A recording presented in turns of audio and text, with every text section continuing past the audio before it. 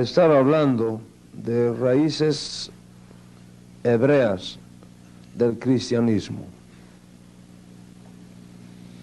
Raíces hebreas del cristianismo. Y a fin de establecer los parámetros de esta conferencia, me gustaría definir un poquito el término raíces, el término hebreo y el término cristianismo, de tal manera que nos permita tener un entendimiento general del terreno que vamos a estar pisando. Lo más simple es raíces. Lo más sencillo, raíces. Todo el mundo sabe qué cosa es una raíz.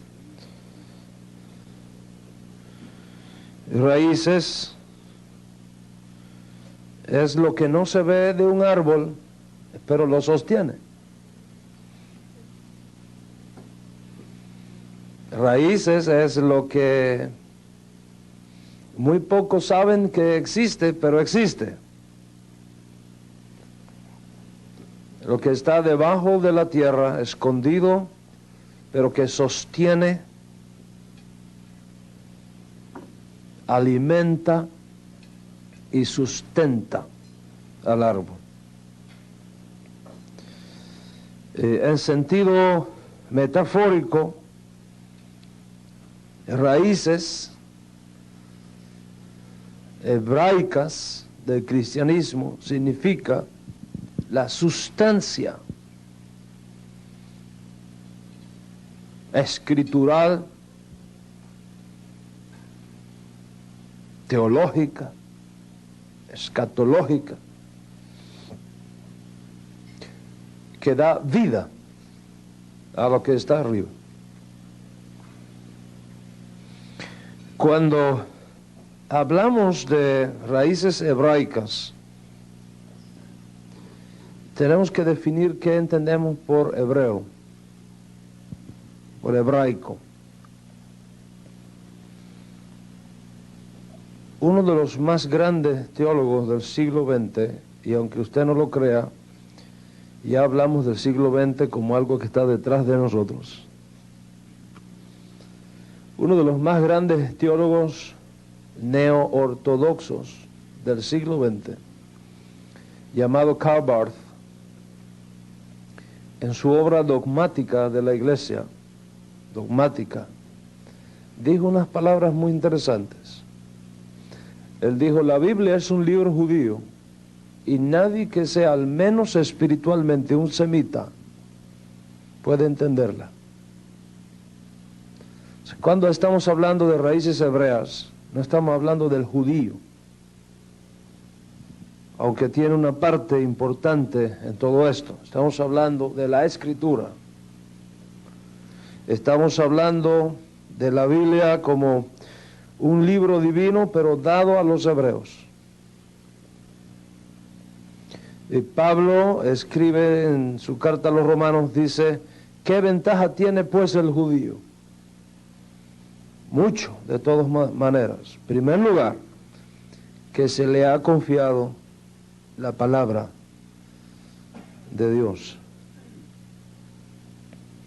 Y si usted sigue leyendo un poquito más adelante en el capítulo 9, a partir del verso 4, Pablo, hablando de Israel, menciona de quiénes son los patriarcas, de quiénes son las promesas, de quiénes son el culto, de quiénes, etcétera, etcétera, de los cuales, según la carne, vino el Mesías. Y el propio Yeshua, que la mayoría de ustedes conocen como Jesús, el propio Yeshua dijo: la salvación viene de los judíos. Por lo tanto, cuando hablamos de raíces hebreas, queremos definir el contexto espiritual, teológico, cultural, de dónde surge esta raíz.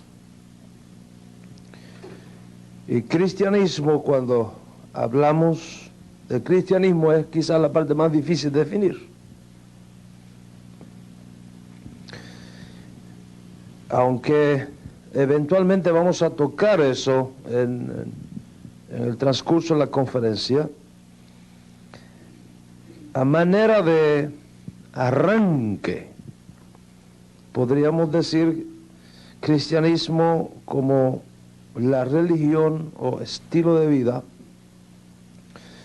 que surge a partir de la interpretación helenista de la vida de Yeshua y de los escritos apostólicos, cuya gestación comienza a partir de fines del primer siglo y se completa en su nacimiento oficial en el año 325, específicamente en el Concilio de Nicea. Para algunos historiadores modernos, el cristianismo no es sino judaísmo transculturado. Judaísmo para los no judíos. Un teólogo norteamericano que escribió un libro que se llama Our Father Abraham, Marvin Wilson, dijo: la ausencia de judaísmo en la iglesia hoy día no es asunto de esencia, es asunto de historia.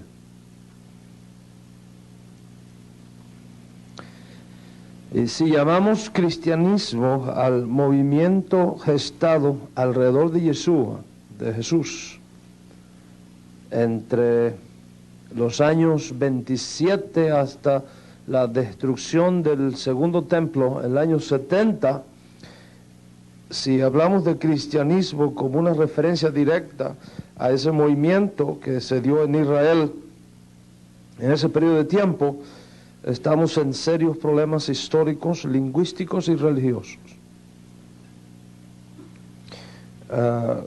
Quizá el más importante historiador de la iglesia de origen hispano que nosotros conozcamos es Justo González. Las obras de Justo González son prácticamente obligadas en todo seminario teológico, en un curso de historia del cristianismo. Y Justo González nos dice: los cristianos primitivos no rechazaron el judaísmo, sino que se convencieron que su fe era el cumplimiento de un largo tiempo de expectación por su Mesías. Los cristianos primitivos no rechazaron el judaísmo. Bueno,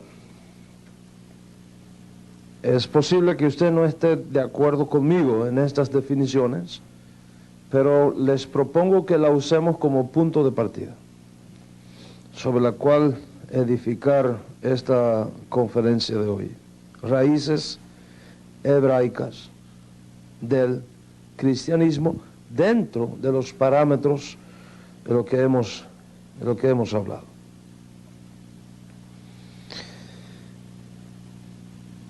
Donde quiera que yo he estado en estos últimos 4 o 5 años y me he reunido con pastores y líderes cristianos, específicamente evangélicos, y yo he descubierto que hay un denominador común entre todos. Y el denominador común es: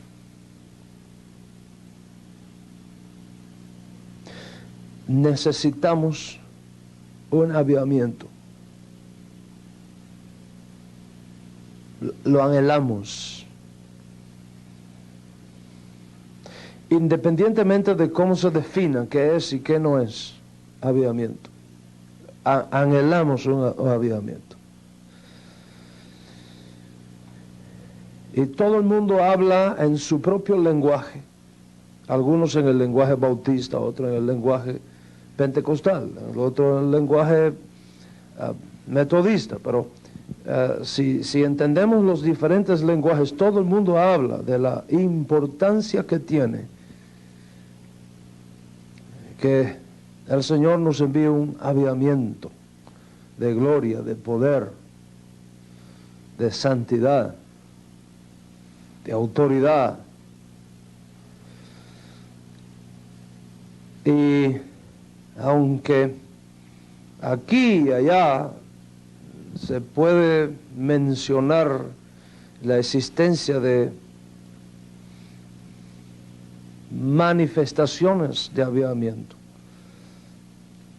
eso que está en el corazón de todos los pastores y líderes en todo el mundo, sentimos que no ha llegado. Y muchas veces uno se pregunta, ¿cuál es la razón por la que el Señor no nos envía ese avivamiento? ¿Será que estamos pidiendo algo que está fuera de contexto profético? Y simplemente Dios no puede darlo porque no es el tiempo. ¿Hay un tiempo de avivamiento o un Dios de avivamiento?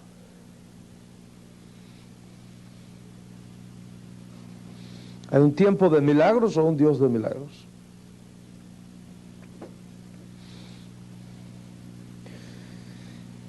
Y yo quisiera proponerles a ustedes en esta mañana que consideraran las raíces hebreas del cristianismo como una herramienta útil y oportuna que nos permita abrir muchas puertas que han estado cerradas, de tal manera que estemos en condiciones de hacer la parte nuestra que atraerá la presencia divina para hacer lo que nosotros no podemos hacer.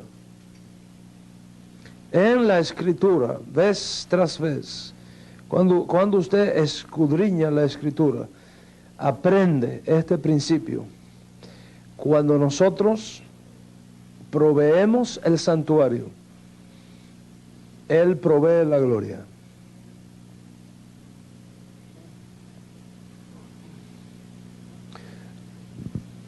Cuando los hijos de Israel construyeron el santuario en el desierto, Hashem envió la nube que llenó el santuario. Cuando Salomón construyó el templo,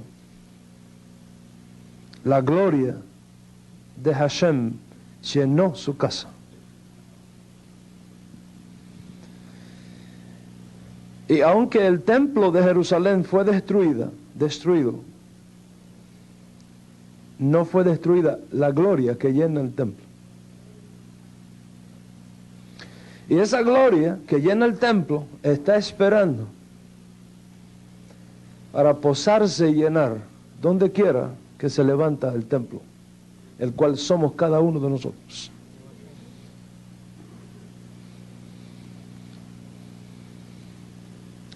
Pero estamos en medio de una generación que necesita conocer sus raíces. Vivimos en una generación donde hay que enseñarle a los niños que la leche no viene de Winn-Dixie, ni de Publix, ni de Albertsons, sino que sigue viniendo de la vaca.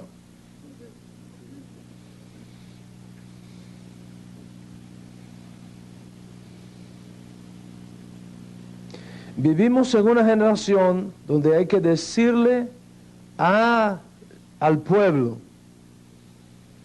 que la salvación no viene de una denominación, La salvación no viene de una secta.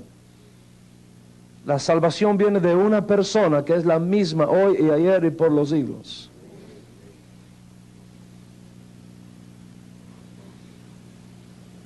Y esta gran verdad que hay que compartir con nuestra generación siempre ha sido necesaria en cada generación previa.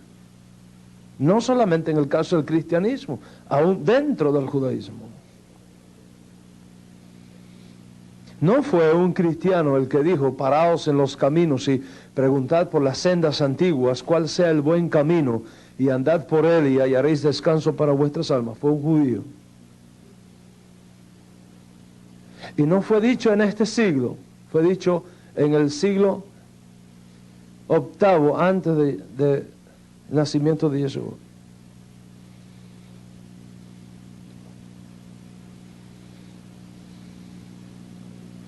¿Me entiende qué está hablando?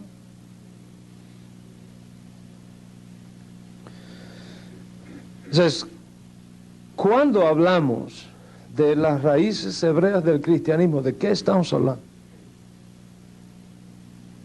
No estamos hablando de judaizar,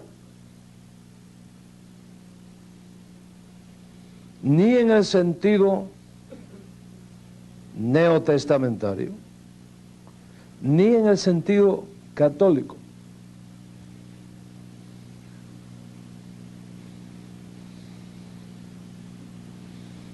Me dijeron que habría un sacerdote católico aquí, no sé si ya llegó. Me gustaría conocerlo. No ha llegado.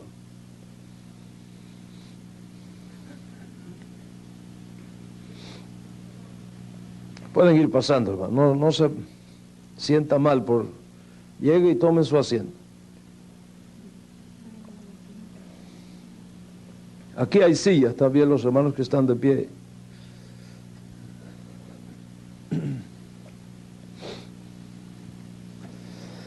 ¿De qué estamos hablando cuando decimos raíces hebreas del cristianismo?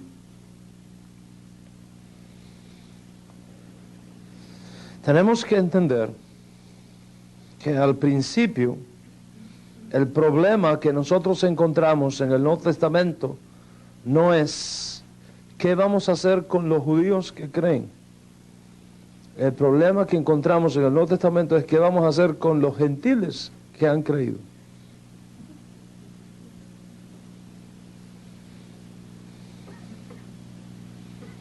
No había gentiles entre los discípulos originarios de Jesús, de Yeshua. No había gentiles. Todos eran judíos. No había cristianos. Aunque hablamos de cristianos primitivos, eso es un término para indicar de alguna manera. Pero no había cristianos primitivos. Había judíos, y no primitivos, muy viejos.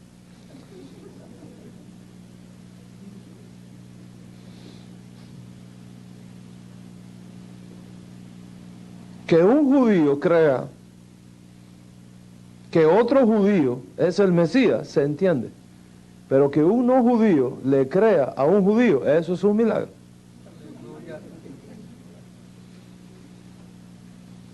Y eso fue justamente lo que pasó.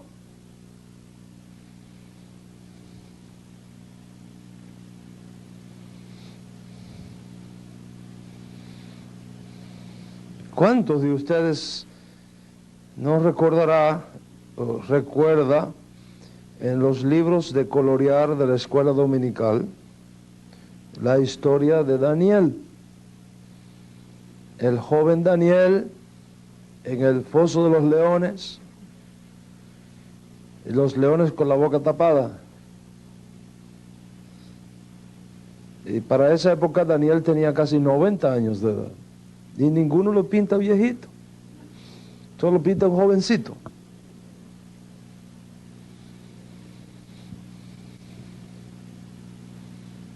¿Cuántos niños nuestros no ven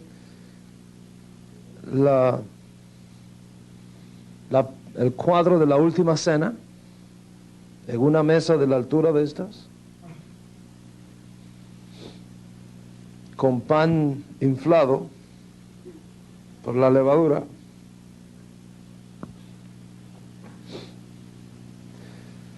y ni había pan inflado ni había mesa.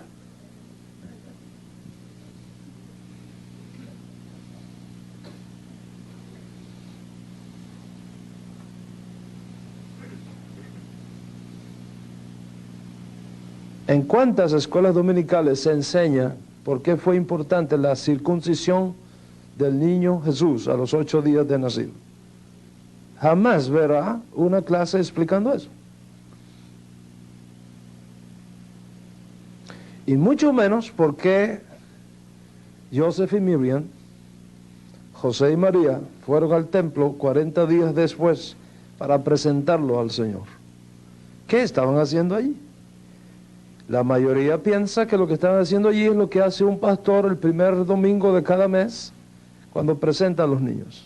Eso no es lo que estaban haciendo allí, ni la razón por la que estaban allí.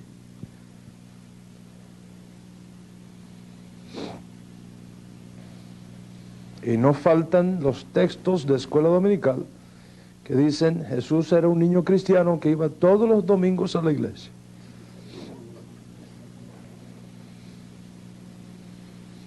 Jesús ni era cristiano ni iba los domingos a ninguna iglesia.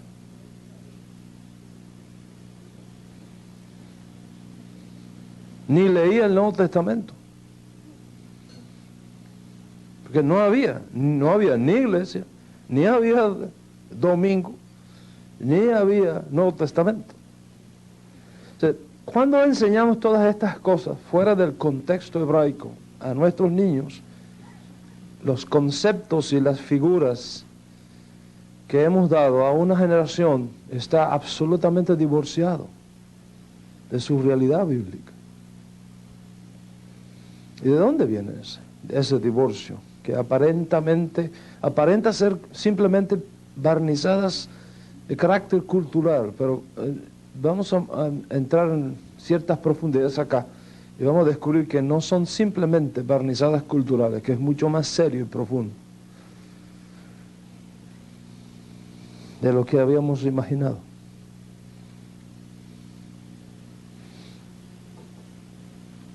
¿Qué pasó? Que hoy día la iglesia camina por un lugar y la sinagoga por otro. Al principio no fue así. Al principio no fue así. Lea Hechos de los Apóstoles, para que usted vea dónde se reunían los gentiles y con quién y qué día.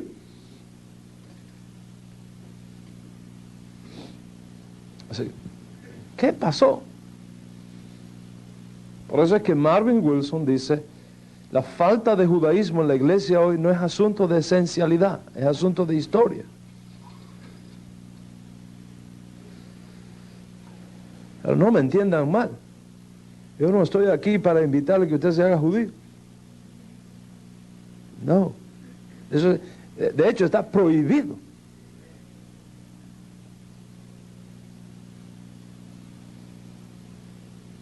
Pablo es muy claro. Cada uno en el estado que fue llamado, en él se queda.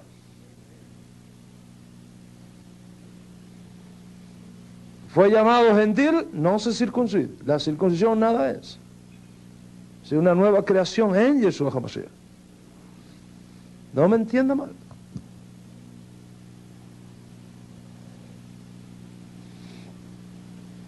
¿Qué es lo que estamos hablando? Cuando decimos raíces hebreas del cristianismo. Como una herramienta, como una llave que nos va a ser útil para proveer nosotros el santuario a fin de que Él lo llene de su gloria.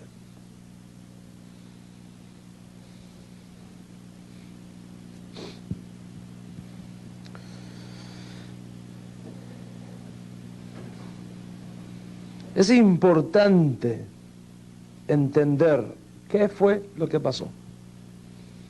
la mayoría, la inmensa mayoría de nuestros pastores, graduados de los seminarios cristianos,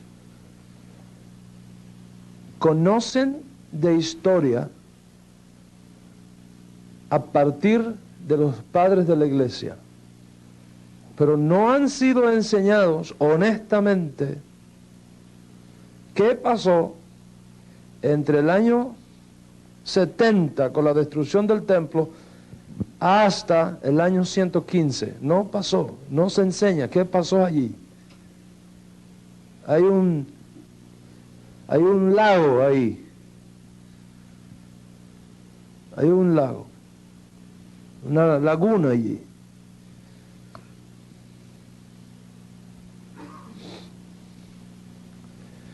Y todo esto viene a través de un proceso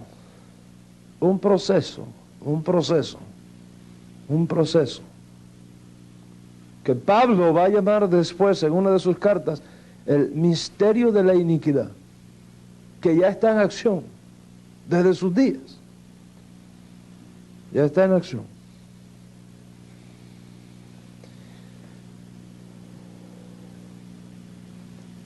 Y que a nuestra generación le ha tocado verla con sus ojos en toda su intensidad, y para lo cual tenemos que estar preparados.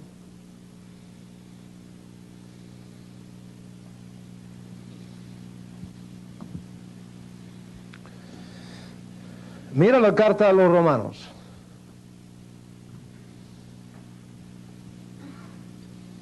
¿Por qué Pablo tiene que escribir la carta a los romanos? Pablo no escribía por amor al arte. No es que estaba tan desocupado que no tenía nada que hacer y dice, vamos a hacer una cartica a los hermanos de Romanos. Y se puso a hacer la carta. No, así no era. Había realidades, hechos concretos. ¿Qué estaba pasando en Roma? Adriano, Tito,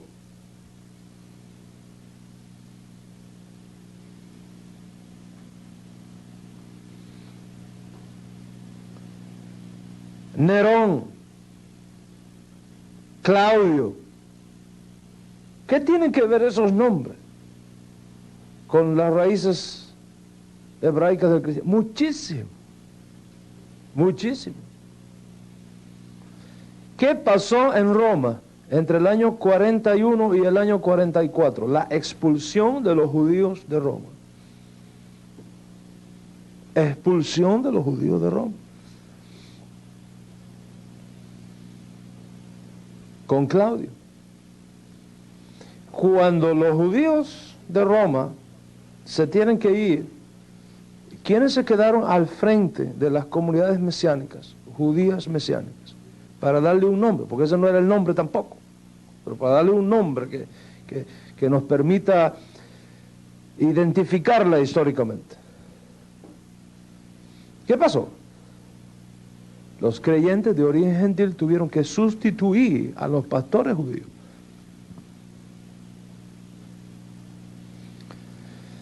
Y fue ahí en Roma, cuando este fenómeno de carácter político tiene lugar, que comienza a darse entre los creyentes de origen no judío, a darse, a correr y a surgir ciertas ideas de que tal vez lo que estaba pasando era el resultado de que Dios había abandonado a los judíos y se había buscado otro pueblo. ¿Por qué? Porque ya para esa época, estamos hablando del año 40 al 50, ya para esa época, mientras más y más y más gentiles iban creyendo, menos y menos judíos iban creyendo. Está dando un fenómeno opuesto, inversamente proporcional. ¿Y cómo explicar que mientras más judíos no creen que Yeshua, Jesús, sea el Mesías, más gentiles sí creen. Y fue allí en Roma donde por primera vez surge la idea de que tal vez la respuesta es que Dios ha rechazado a Israel como pueblo del pacto y se ha buscado otro pueblo, en este caso los gentiles. Y comienza a surgir una teología extraña, la teología de la sustitución, del reemplazo. Después esa teología del reemplazo se va a convertir en teología de transferencia.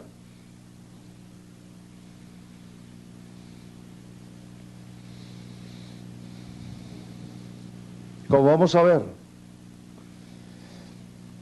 debido a los hechos políticos que tuvieron lugar en Israel a partir de el año 40, con la expulsión de los judíos de Roma y las implicaciones que eso tuvo en el judaísmo dentro de Israel, y luego con la destrucción del segundo templo en la guerra contra Roma, entre Roma y los judíos, desde el año 67 hasta el año 73, y luego la segunda guerra de los judíos contra Roma entre el año 132 y 135 en el Imperio Romano. Decir judío era decir demonio. Roma no soportaba a los judíos y todavía no nos sigue soportando. No nos soporta. No nos traga por una simple razón. Una simple razón. Roma sabía que había conquistado la tierra de los judíos, pero no el judío de la tierra. Ella lo sabía. Los otros países no tenían problema. Otros dioses más, total, si ya tenemos como 200. Unos cuantos dioses más a la lista, al panteón, ¿cuál es el problema? Pero cuando Roma trata de implantar su religión en Israel, se encontró que el judío por la mañana decía Shema Israel, Adonai Eloheinu, Adonai Echad. Oye Israel, el Señor nuestro Dios, el Señor uno es. Y no había manera de que eso pudiera ser cambiado.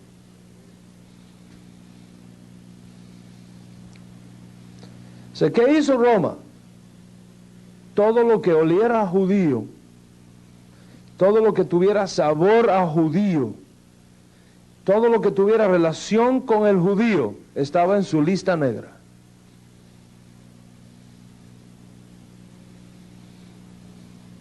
¿Qué hicieron entonces los cristianos? Los creyentes de origen no judío, los líderes de aquel movimiento, cuando vieron que para Roma todo lo que estuviera conectado con el judío implicaba rechazo, implicaba muerte. ¿Qué hicieron? Separarse de todo lo que es judío. Y empiezan a cortar todo tipo de relación con el judaísmo.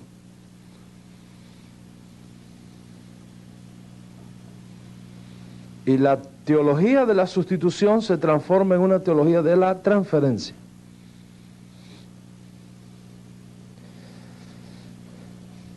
Pero hubo otro problema. Entre el año 90 y el año 115,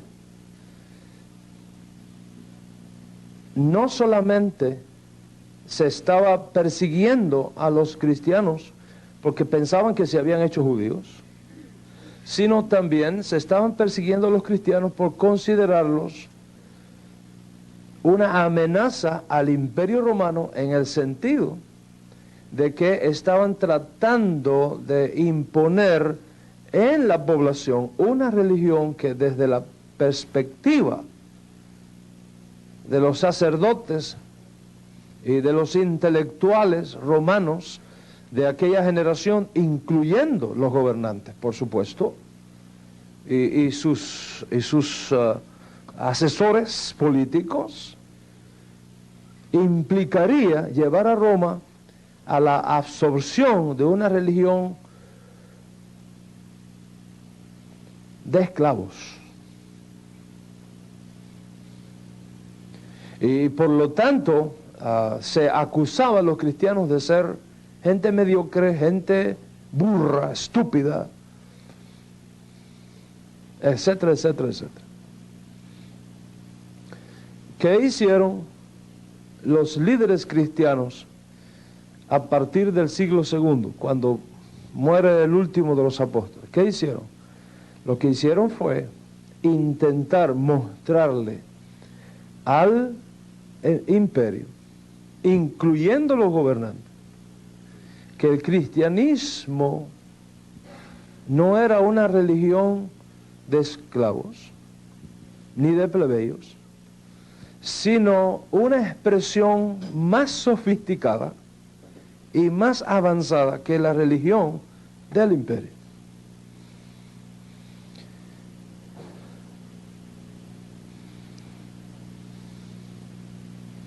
Yo quiero que usted recuerde que los llamados padres de la iglesia, ninguno era judío.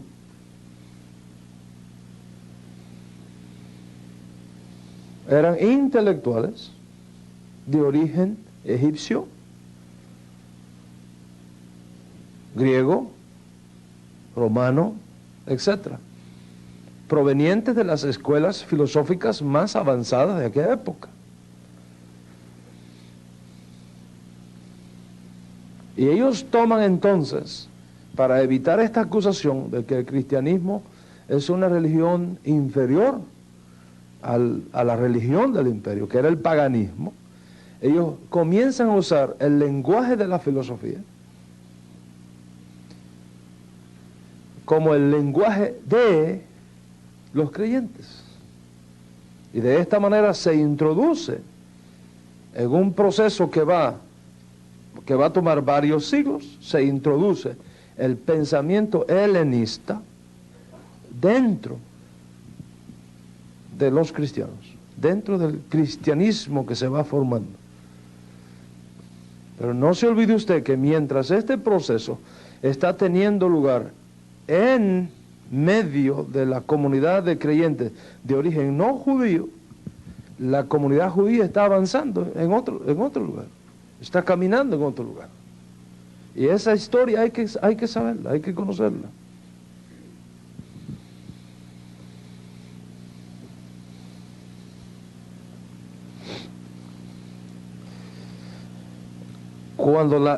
Cuando se introduce la filosofía griega en el pensamiento cristiano, eso fue un día triste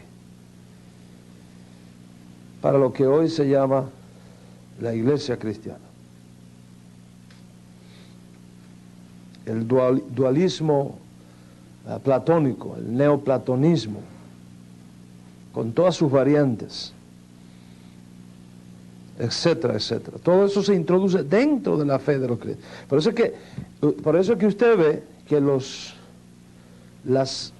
el estilo de vida de poder que usted encuentra en Hechos de los Apóstoles se desaparece a partir del segundo siglo. Porque Dios promete respaldar su palabra, no la de los filósofos.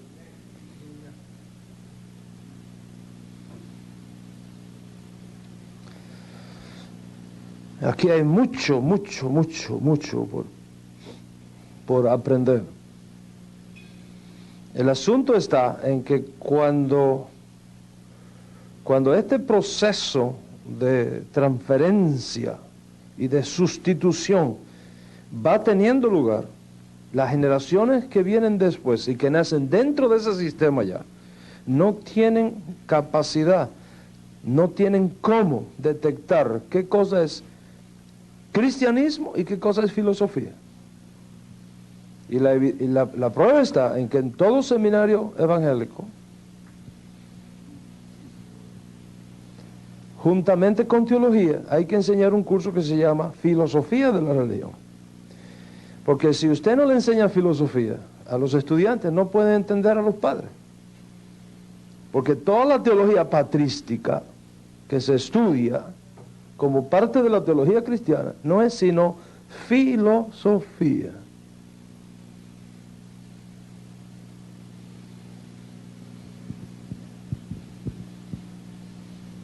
Filosofía griega, lenguaje griego, filosófico, para explicar un libro que es judío.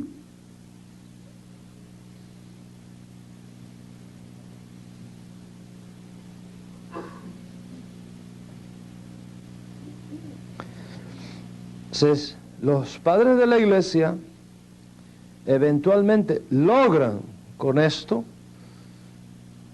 que ya no se acuse a los cristianos de ser estúpidos y plebeyos, sino eventualmente el cristianismo vino a ser la religión del Estado. No porque los emperadores tuvieran un corazón convertido, sino atraídos por la filosofía griega vestida de cristianismo.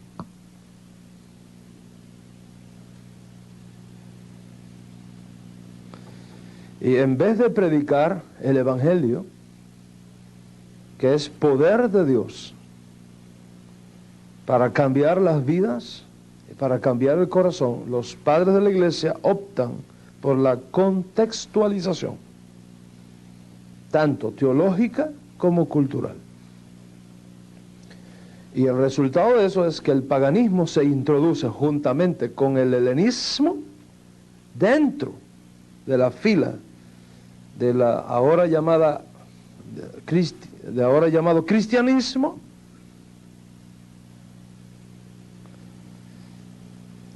de tal manera que conforman toda una unidad religiosa que adquiere dimensiones de cultura.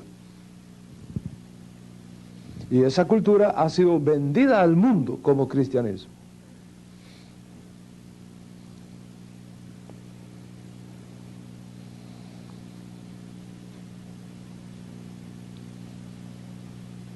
A fin de separar a los creyentes de sus raíces hebreas y evitarse problemas con el sistema.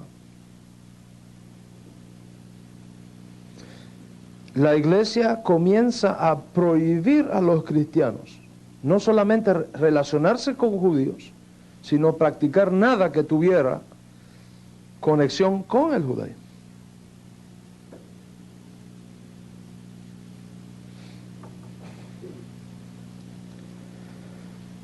Se establece, por ejemplo, una nueva fecha para la muerte y resurrección del Mesías. Por eso es que usted ve cómo, aunque hay tiempo que coincide, la mayoría de las veces, mientras la iglesia está celebrando Pascua en una fecha, los judíos la estamos celebrando en otra fecha.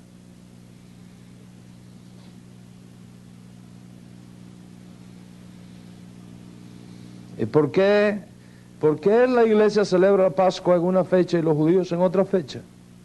Porque alguien la cambió para los cristianos. ¿Y por qué la cambió?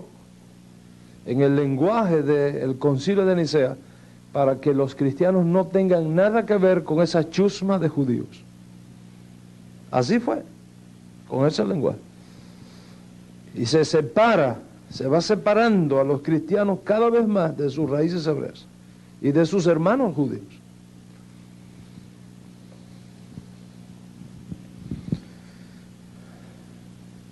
Se introducen nuevos cambios en el calendario. Yo no quiero pisar callos acá, pero la verdad es que la historia está ahí.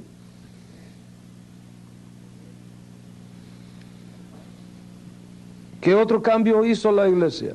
Quitó el Shabbat como día de adoración y lo pasó al domingo.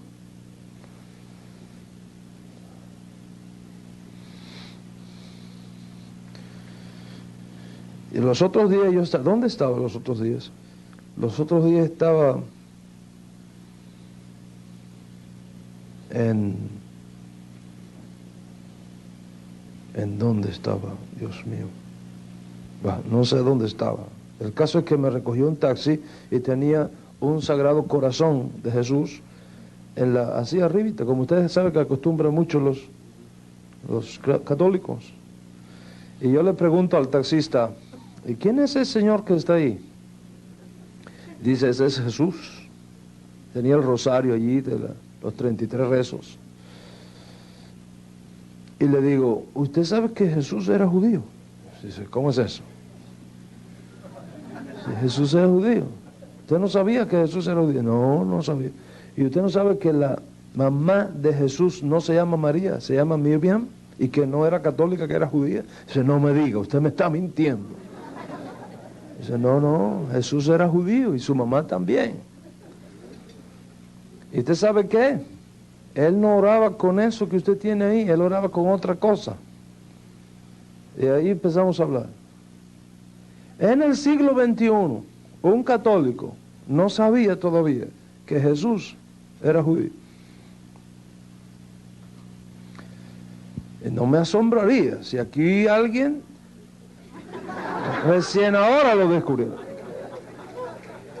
Pero no voy a hacer la pregunta.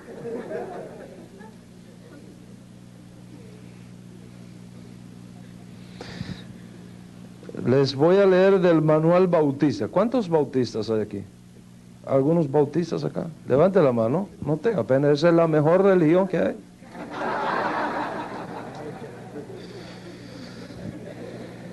Bueno, le voy a leer del manual bautista escrito por el doctor Edward Hiscox. Hubo un mandamiento para mantener santo el día de Shabbat, pero el día de Shabbat no es domingo. Se puede decir con algún lenguaje de triunfo que el Shabbat fue transferido del séptimo día al primer día de la semana. ¿Dónde encontramos registro de tal transacción? Por supuesto, no en el Nuevo Testamento.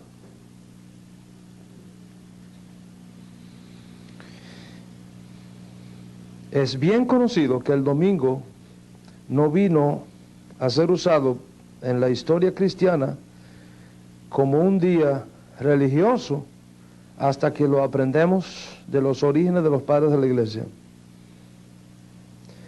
Pero esa piedad viene envuelta en una marca de paganismo relacionado con el dios Sol, cuando fue adoptado y sancionado por la apostasía papal y fue entregado como legacidad al protestantismo.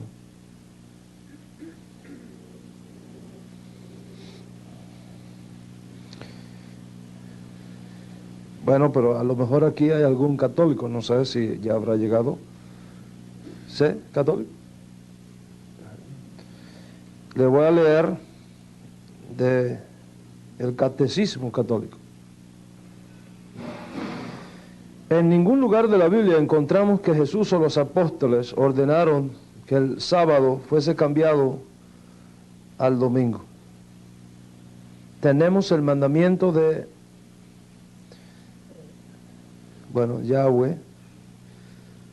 Yahvé, como está aquí en esta cita, dada a Moisés de mantener el día de Shabbat santo, es decir, el séptimo día de la semana, sábado.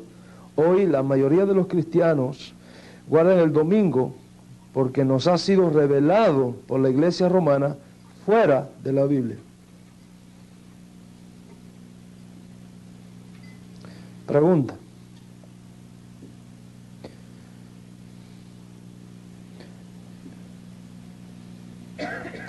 ¿Dónde puedes encontrar la prueba de que la Iglesia tiene el poder de instituir las festividades y los preceptos? La respuesta es que ella no tendría tal poder a menos que sea evidenciado por los religionistas modernos, que todos están de acuerdo con ella, que ella ha sustituido la observancia del Shabbat por el séptimo día Un cambio para el cual no hay autoridad escritural. A lo mejor usted es episcopal. Le voy a leer de los episcopales. Nosotros hemos hecho el cambio del séptimo día al primer día, de Shabbat a domingo, por la autoridad de la única y santa Iglesia Católica. A lo mejor usted es luterano. Le voy a leer de los luteranos.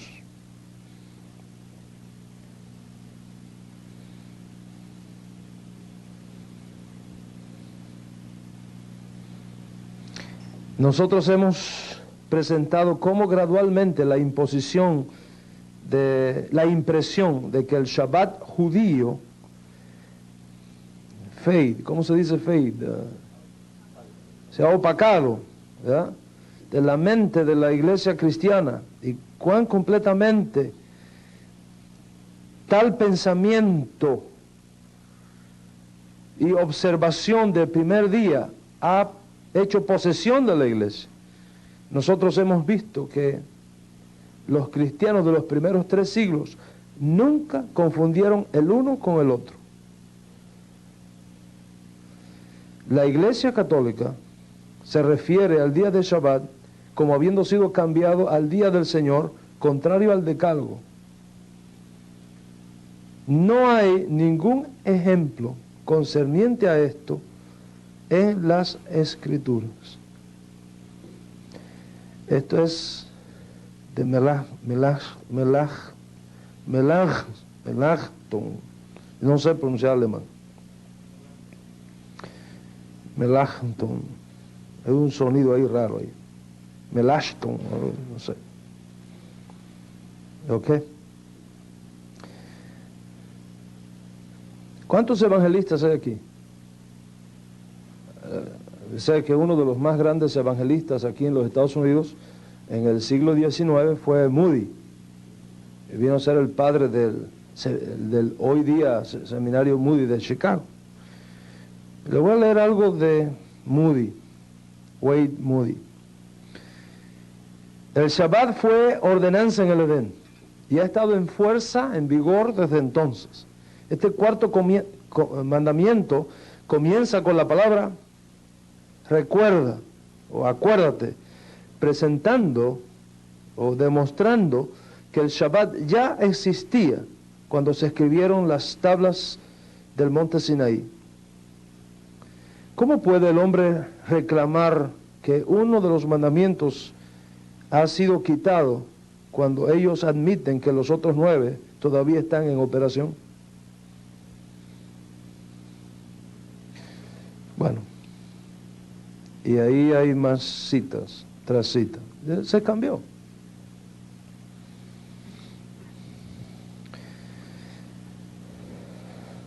Ahora me sorprendo que hay una nueva Biblia que han sacado, se llama la Biblia textual. No sé cuántos ustedes la tienen. La Biblia textual. En la Biblia textual se ha traducido Apocalipsis 1. Mira esto. Se ha traducido Apocalipsis 1, verso 10. Se ha traducido, yo estaba en el Espíritu en el día del Señor, y se ha traducido en la Biblia textual, yo estaba en el Espíritu en el día dominical. No sé si de pronto alguno la tiene aquí, mírelo ahí un momento, que vea. Día dominical. O sea, cuando un niño nuestro viene y lee ahí día dominical, y él ve que tiene una invitación de la clase dominical, dice, we are right. The Jews are wrong. We are right. No me entienda mal. No estoy diciéndole que ahora usted tiene que ir para su iglesia y decirle, hermano, estamos equivocados, tenemos que volver a... Ya no hay más culto aquí el domingo, todos los cultos ahora son sábados. No es eso. No estoy diciendo eso.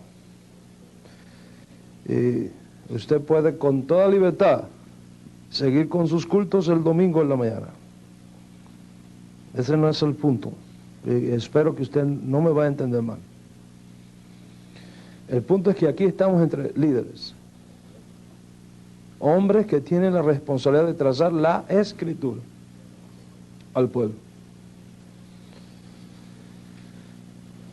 Y mientras usted y su congregación tienen libertad para decidir qué día reunirse para adorar al Señor, si el lunes, el martes, el miércoles, el jueves, el día que sea. Y eso hay que respetarlo. Y nadie tiene que levantar una mano contra usted por eso. Al mismo tiempo, esa libertad no le da a usted ningún derecho para decir que Dios ha cambiado sus días de fiesta.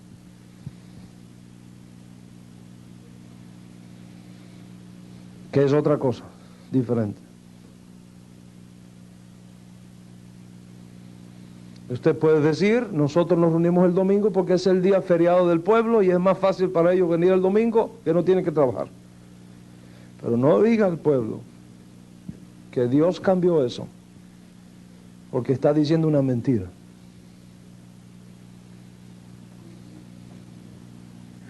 This is my point. My second point is this. Si usted hace eso, usted está reconociendo la autoridad del Papa sobre usted, no de la Biblia.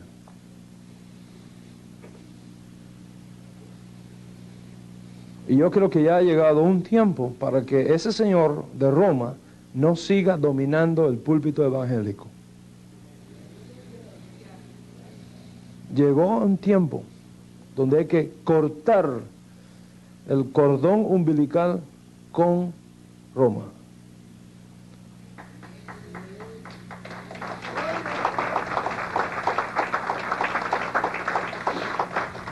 La Escritura dice, salid de en medio de ella, pueblo mío, y no os hagáis partícipe de sus pecados. Ni la Iglesia Católica, ni los cristianos, ni los judíos, ni los musulmanes, ni nadie tiene autoridad para cambiar una jota, una tilde de la palabra de Dios. Nadie tiene autoridad.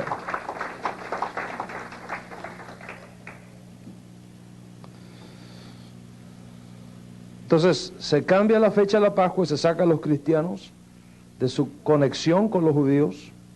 Se cambia el Shabbat, se pone el domingo y se vuelve a alejar más a los cristianos de sus raíces hebraicas. Y entonces comienza a introducirse otras fiestas.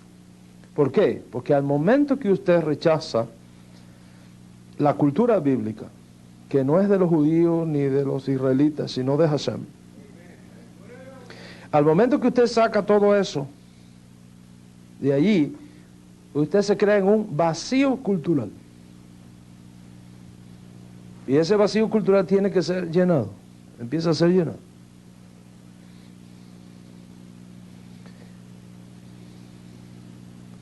¿Por qué la iglesia se ha visto en la necesidad de tener un día de la Biblia? Piensa, ¿está mal tener un día de la Biblia? Absolutamente no. Eso es magnífico.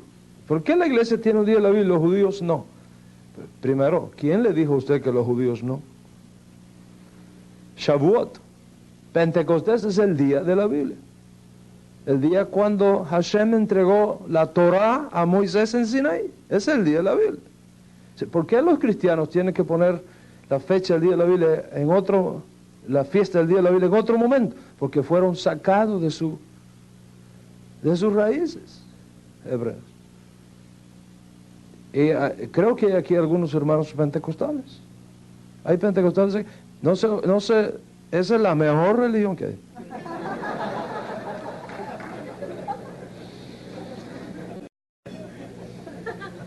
Los hermanos pentecostales, ¿verdad? La mayoría de mis hermanos pentecostales no saben ni qué cosa es Pentecostés.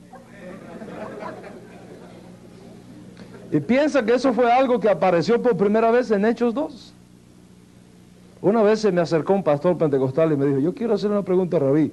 ¿Ustedes los judíos creen en los dones espirituales? Y dije, mira, yo creo que a veces conseguimos respuesta equivocada porque hacemos preguntas equivocadas. La pregunta no es esa. La pregunta que tú quieres hacer, que tú tienes que hacer es esta. ¿Creen los cristianos en los dones espirituales que los judíos siempre han tenido?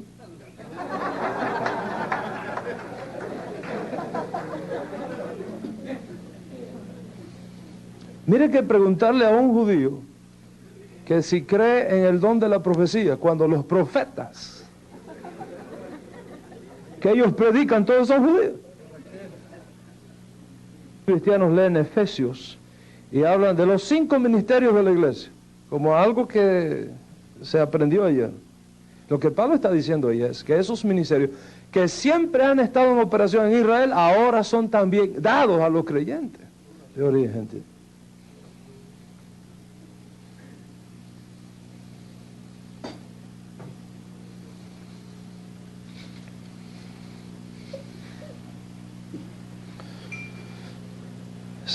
Se cambia el calendario para separar a los cristianos de su herencia, de su riqueza, de su savia natural.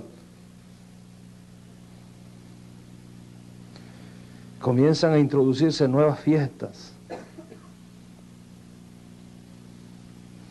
Se cambian los días de la semana y se adopta el sistema gregoriano.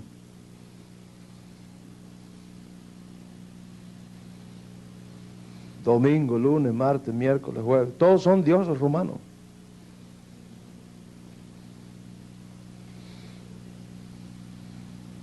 En la escritura hebraica, eso no es así. Primer día de la semana, segundo día de la semana, tercer día de la semana, cuarto día de la semana, quinto día de la semana, sexto día de la semana, Shabbat. Primer día de la semana, segundo día de la semana, tercer día, Shabbat. Primer día de la semana, vino Roma y metió todos los dioses de ellos ahí. Viene un hermano a su iglesia y dice, el primer día de la semana, ¿qué es eso? Es domingo. Y no sabe que al decir domingo está mencionando un demonio.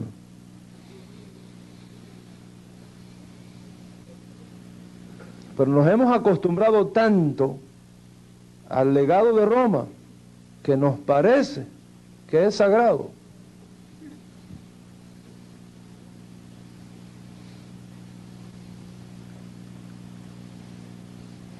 Y empiezan a surgir las festividades en formas culturales. El día de San Valentín, San Valentín Day. Todos los cristianos, la mayoría de los cristianos se envían cartitas y el día de los enamorados. Fiesta grande en la iglesia, el día de los enamorados.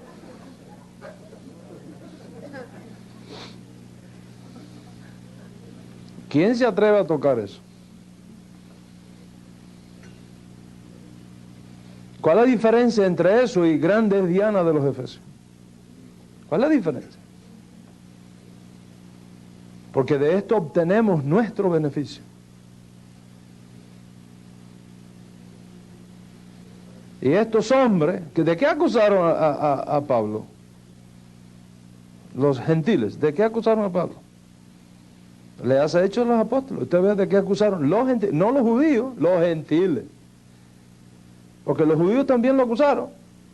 Pero en este caso, los gentiles, ¿de qué acusaron a Pablo? Estos señores, siendo judíos, están imponiendo costumbres distintas a nosotros que somos romanos. ¿Cuál es la costumbre distinta?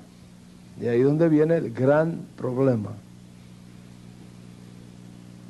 El monoteísmo versus politeísmo. La santidad versus paganismo. Y cuando en defensa de los llamados valores culturales de un grupo étnico determinado, rechazamos la fe hebrea, ignoramos que en muchos casos la cultura de esas etnias son paganas en su esencialidad.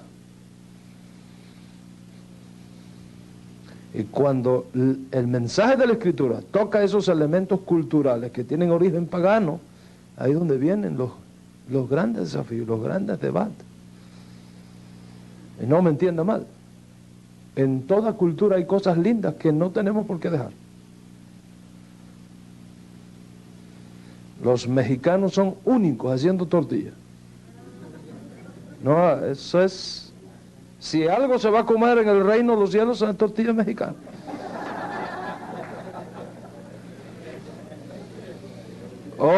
¿Qué me dice usted? ¿Qué me dice usted de la pupusa salvadoreña? ¿Verdad? O del frijol frito guatemalteco. ¿Verdad? Y de la arepa venezolana ni hablar. En las calles de Jerusalén se va a vender eso. No es eso que estamos hablando. Hay cosas preciosas en cada cultura, preciosísimas. Lo que no afecta a la escritura es el resultado de la imagen de Dios que llevamos todos los hombres. Pero hay elementos culturales que son de origen pagano. Y cuando esos elementos de origen culturales son confrontados por la escritura hebrea, hay que hacer una decisión. La mayoría de ustedes, si no me equivoco, la inmensa mayoría de ustedes procede de familias católicas.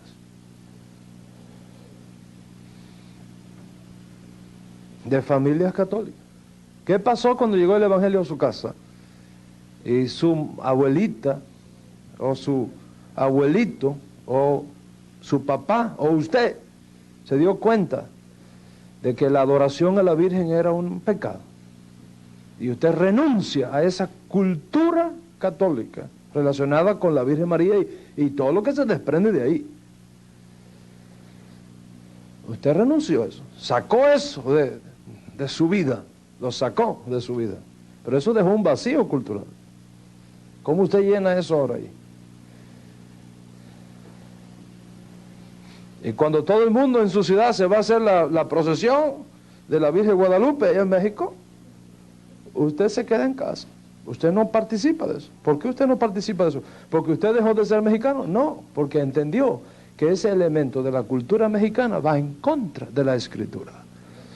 Y por lo tanto usted no sacrifica cultura por verdad, y mucho menos por verdad bíblica. La respuesta es, ahora que tú renuncias a ese elemento cultural, ¿con qué lo llenas?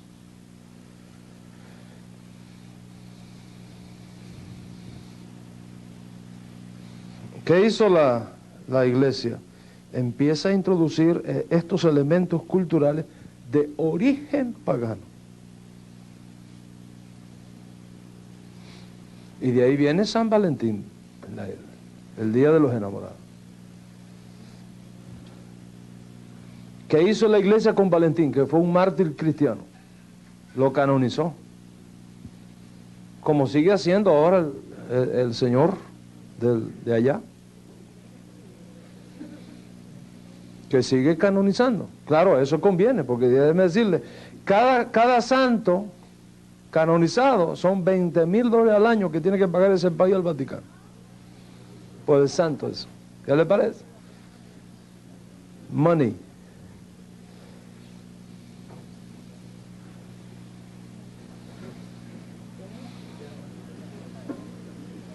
Y quiero decirles esto, nuestra alianza mesiánica israelita va a llevar una proposición a las Naciones Unidas y espero contar con el apoyo suyo y de su iglesia.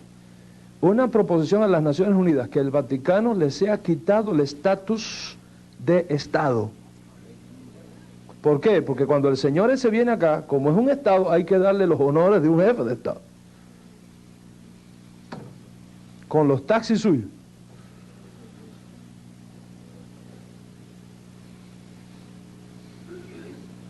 ¿Me entiende dónde estamos? San Valentín. Entonces, ¿qué hace la iglesia? Canoniza. Ahora, déjame explicarle un poquito qué es esto de la canonización, para recordar un poco posiblemente la primera clase que diste en el seminario. Canonización es un derecho que la Iglesia Católica afirma que tiene el Papa de declarar santo a un mártir, pero no santo en el sentido bíblico. No santo en el sentido de apartado para el uso exclusivo del Señor. En ese sentido todos somos santos. Israel es un pueblo santo, ¿verdad? Dice, ¿qué dijo el Señor a nuestro pueblo Israel? Allá en Éxodo capítulo 19, ¿qué dijo? Vosotros me seréis un reino de sacerdotes y gente santa. No estamos hablando de ese tipo de santidad, estamos hablando de otra santidad. Cuando el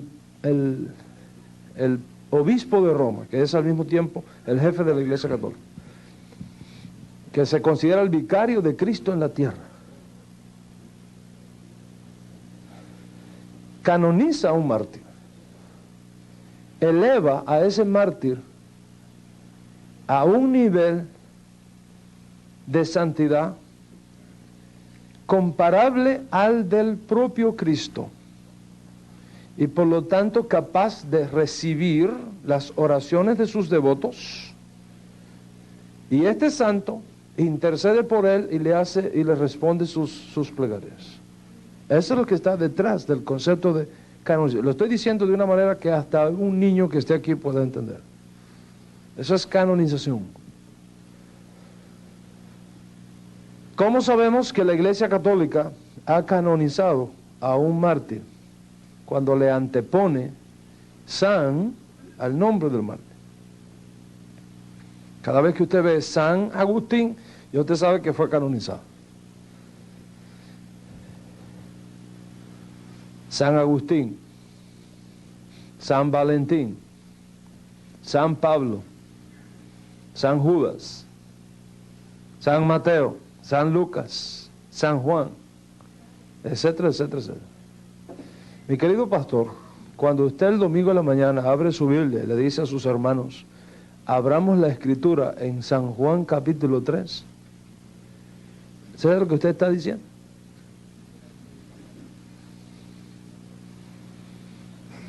¿Usted sabe lo que usted está diciendo, amado?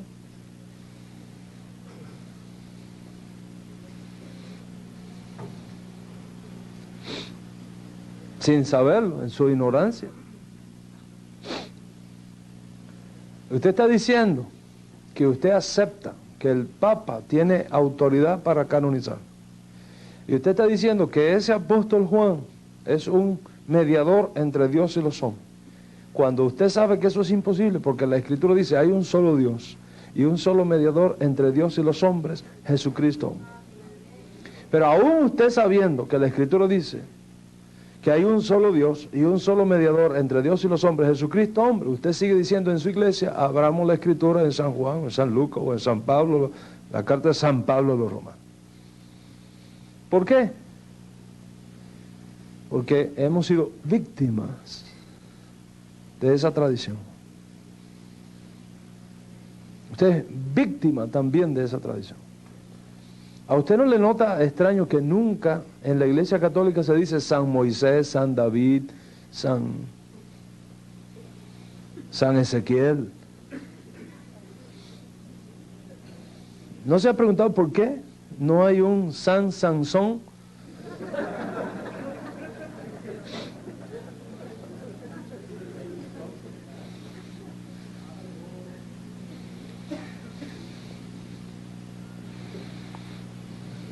Y entonces, ¿qué hizo la iglesia?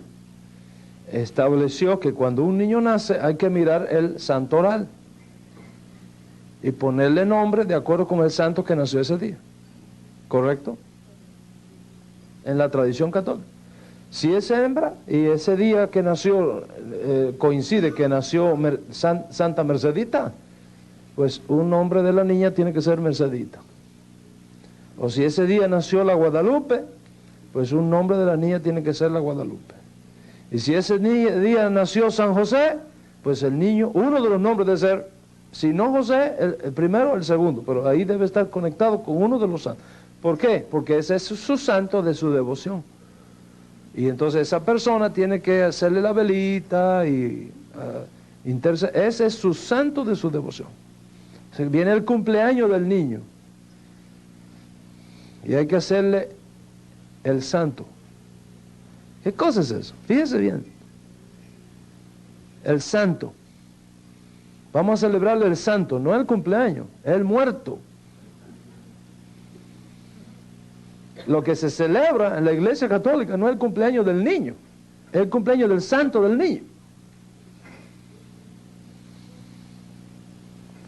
¿Y cómo se hace? Con una torta, un cake redondo para recordar al dios Sol, con unas velitas que se encienden y se soplan, porque así era que se hacía en el Olimpo.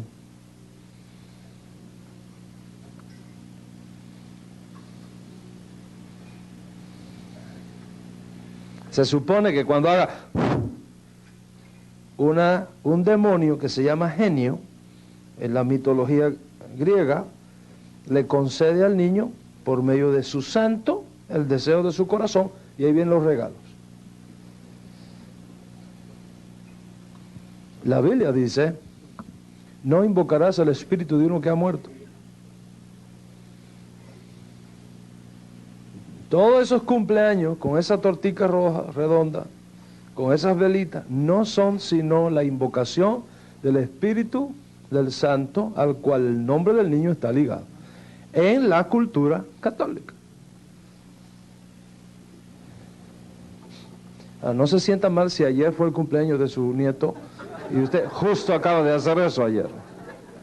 O usted tenía planeado para esta tarde el cumpleaños y tienen todo ya preparado con todo esto. No se sienta mal por eso.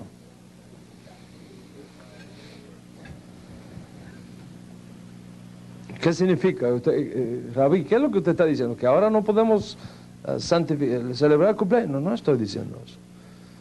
Cada vez que se cumple años es una oportunidad para bendecir a Hashem por la vida de esa persona.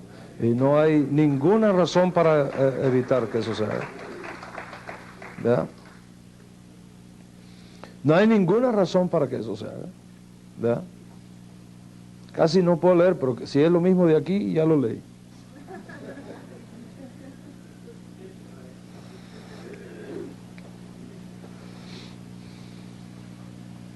Cada cumpleaños es una buena razón para bendecir. Enséñame a contar de tal modo mis días que traiga el corazón sabido. No hay ningún problema en eso. El asunto es la conexión pagana que hay detrás. Eso es lo que hay que cortar. Y hacer la fiesta en santidad. Si usted quiere que le dé una recomendación, en vez de un cake redondo, hágalo cuadrado. Y en vez de encender, apagar vela, enciéndala. Al revés. ¿Por qué? Porque la Biblia dice, lámpara de Hashem es el espíritu del hombre. Entonces, en vez de decir, este niño ya se murió, enciéndale la vela. Dice, ahora es que vive. E ir sacando a Roma, ir cortando con Roma por todos lados.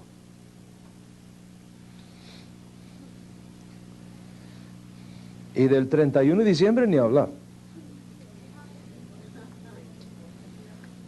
Muy pocas iglesias que yo conozca no tienen un tremendo servicio el 31 de diciembre para recibir el año a medianoche.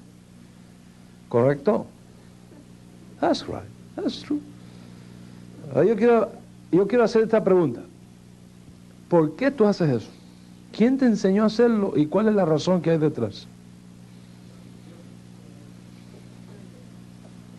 ¿De dónde viene esa tradición? ¿Quién la inventó? Piensa en el calendario, un momentito. Septiembre, ¿qué fecha es qué mes es del año? El noveno, pero septiembre quiere decir séptimo. Y es 9. Octubre, ¿qué quiere decir octubre? 8, ¿y qué mes es? 10. Noviembre, ¿qué mes es? Diciembre, ¿qué significa? De 10, ¿qué mes es? 12. ¿Quién cambió eso? ¿Quién lo acomodó? ¿Te has puesto a pensar?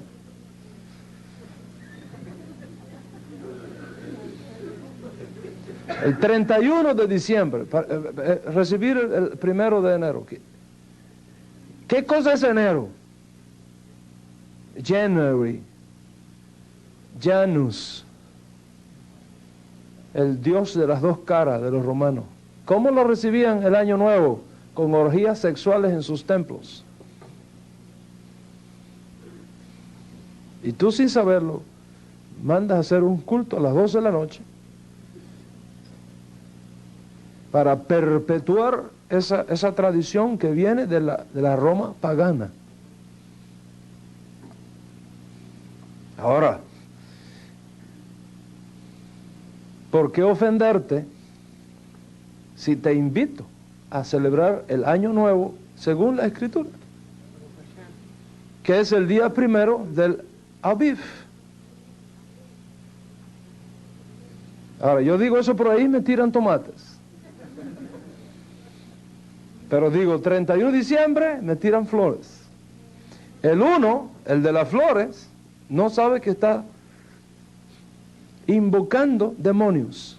El que me tira tomates no sabe que está santificando el nombre del Eterno. Mire qué daño tan grande ha sido hecho.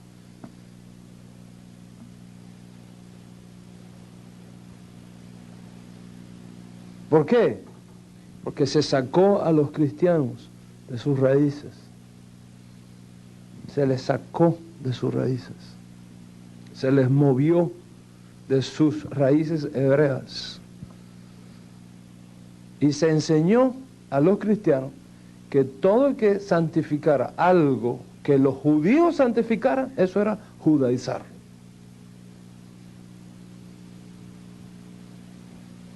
Y hoy día, la mayoría de los cristianos consideran que judaizar es celebrar algo judío. Bueno, si judaizar es celebrar algo judío, como enseñó la Iglesia Católica, todos ustedes son judaizantes, todos ustedes son judaizantes. Les voy a decir por qué. Porque todos ustedes hablan del diezmo en sus iglesias. Y eso no es, eso es judío. Porque todos los pentecostales y algunos bautistas ungen con aceite a los enfermos, y eso es judío. Porque todos ustedes presentan sus niños para que Hashem los bendiga, y eso es judío. Porque todos ustedes celebran la muerte del Mesías judío con pan y vino, y eso es judío. Y el tiempo me faltaría para hablar del bautismo. Todo lo cual es judío.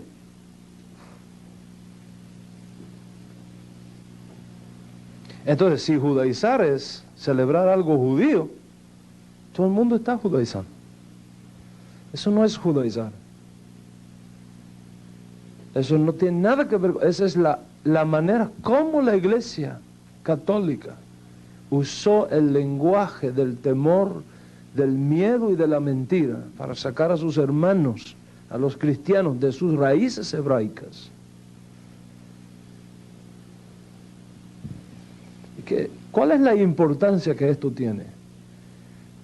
La importancia que esto tiene es cuando llega el punto de lo más sagrado de todos, de todo lo que hemos visto, que es la Escritura.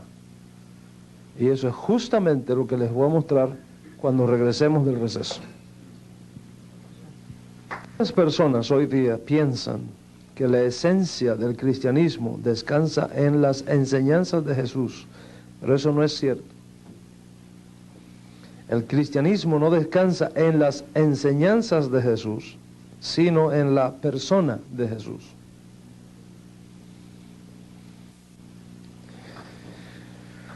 La complejidad de este hecho es evidente cuando pensamos, ¿cómo podríamos llegar a un entendimiento de la identidad de Jesús, de Yeshua,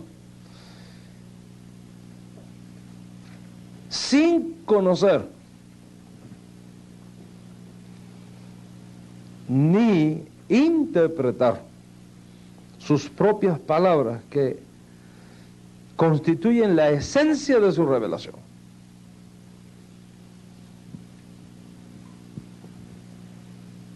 Yeshua, mis amigos, no vivió en una cápsula extraterrestre.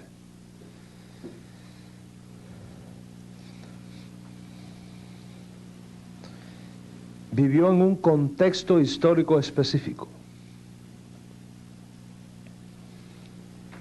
Y conocer ese contexto histórico específico es clave para entender bien sus palabras, que no tendrían sentido si las sacamos de ese contexto.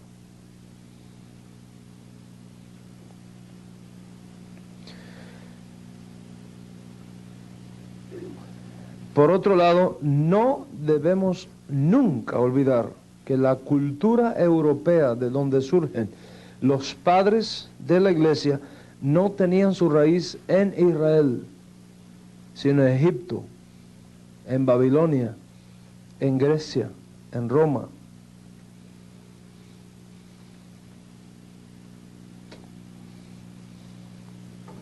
Interpretar la Biblia con una mentalidad surgida de los valores y perspectivas de Dios venidas de Egipto, de Babilonia, de Grecia y de Roma, constituyó y constituye hoy día un serio peligro a la hermenéutica.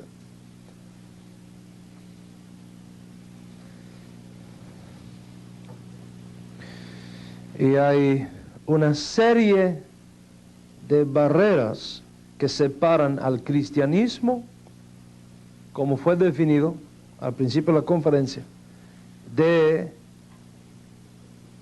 sus raíces hebraicas. Es importante entender que esas barreras existen y que nos separan de esas raíces. ¿Cuáles son esas barreras? Primero, la barrera de la geografía. No lo podemos descuidar. Israel es una nación perteneciente a la cuenca del Mediterráneo.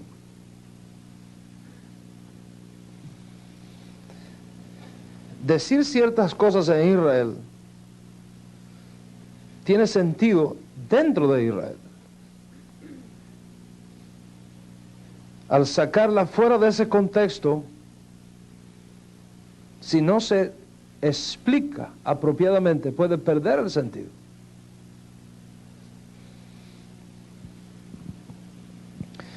Decir infierno en Israel, donde la temperatura en el verano alcanza niveles que puede sofocar a una persona, no es lo mismo que decir infierno en la península escandinavia, donde allí podría significar congelación.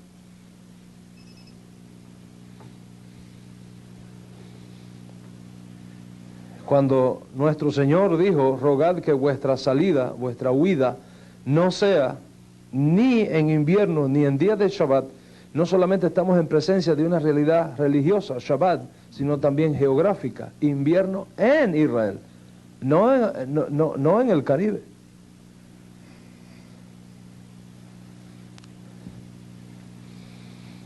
Cuando la Escritura habla subir de Jerusalén, descender de Jerusalén, no simplemente está hablando de un hecho de carácter teológico, está también hablando de un hecho de carácter geográfico.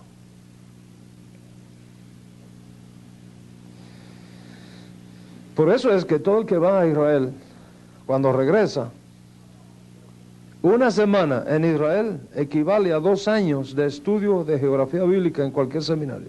Una semana en Israel. Una semana en Israel. Y si usted nunca ha ido a Israel, le animo que vaya. Le animo que vaya. La Biblia se va a hacer mucho más clara y mucho más real para usted. Leemos con facilidad, y Miriam subió de Nazaret a las montañas de Judea y allí se reunió con Elizabeth. Haga la caminata usted para que vea.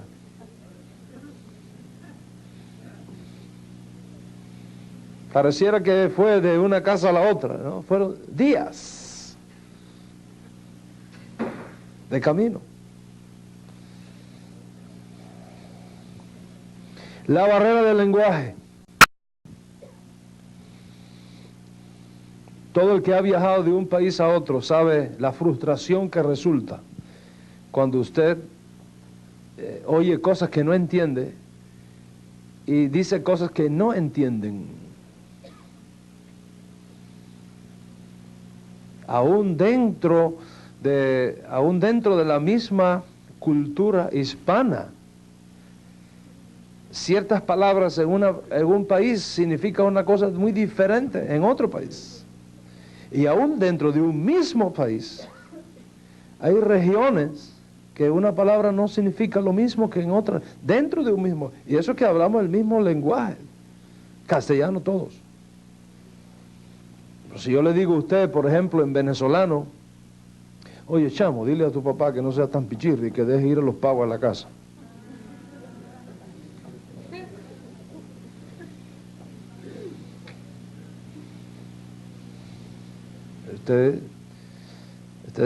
Eso le pasa por encima. ¿Verdad? Y a lo mejor usted dice, vamos a buscar un diccionario bíblico. Perdón, un diccionario de la Real Academia. Y dice, bueno, este hombre acaba de decir aquí pavo. Busca pavo y dice familia de las aves, plumas multicolores. Está hablando del pavo. Dice, ahora viene la otra palabra que habló, pichirres. Pichirre, busca, dice, no aparece pichirre por ningún lado. Dice, bueno, pichirre y pavo, bueno, pichirre, pichón, y usted empieza a hacer estudio lingüístico, por analogía semántica. ¿Verdad? Y usted llega a la conclusión, después de hacer toda esa exégesis, de que esa persona está hablando del pichón del pavo. Y usted va y da la conferencia sobre raíces venezolanas y habla del pichón del pavo. Y todo el mundo que no es venezolano le aplaude. Pero resulta que un venezolano vino a la conferencia y levanta la mano. Dice, discúlpeme, señor conferencista, pero eso no es lo que significa pichirre ni pavo en mi país. No me diga. Y yo 6 años estudiando lingüística y eso, no, pero yo soy venezolano. Esa es la diferencia. ¿Entiende qué estoy hablando? Y en venezolano, pavo no es simplemente el animal, es adolescente.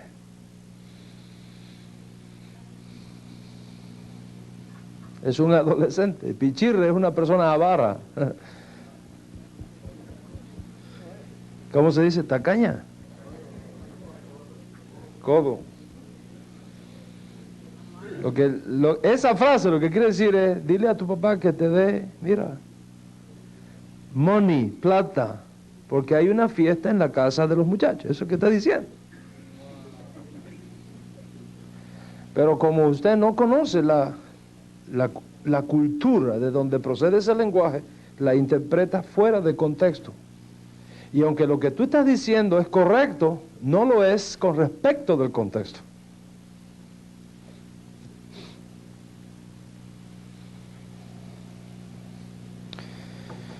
Jesús habló hebreo, no griego, no castellano, no latín. Y aún cuando Jesús habló hebreo, y la escritura dice que habló hebreo, y cuando se le presentó a Pablo en el camino de Damasco, dice que le habló en lengua hebrea, los teólogos siguen diciendo que no es hebreo.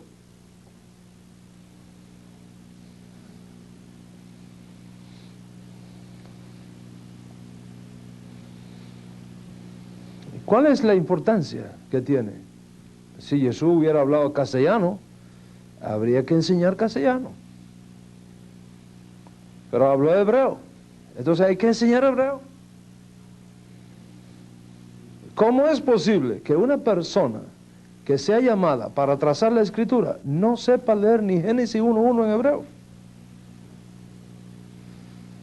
Y tenga que estar dependiendo de traducciones católicas, la mayoría de ellas.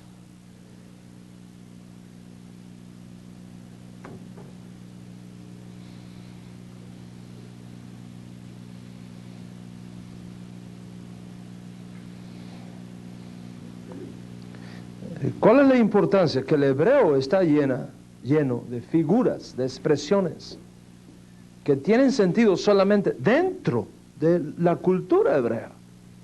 El momento que la sacas de ahí, ya no significa exactamente lo mismo.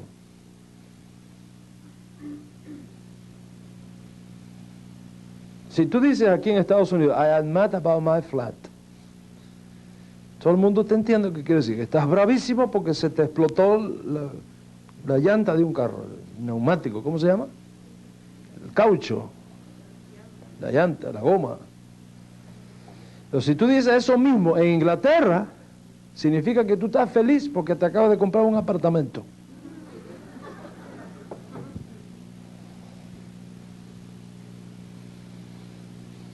¿Me entiende? O sea, a la hora de estudiar los dichos de Yeshua, ignorando el trasfondo hebraico, es un grave daño a la interpretación bíblica. No estamos hablando de... Hay 5,000 manuscritos griegos. La pregunta es, ¿cuál de esos 5,000 manuscritos es el infalible? Cuando hay 5,000. Y ahí entonces hay que enseñar a los pastores toda la ciencia de la hermenéutica para que puedan moverse de forma apropiada en ese mar de traducciones de conceptos hebraicos.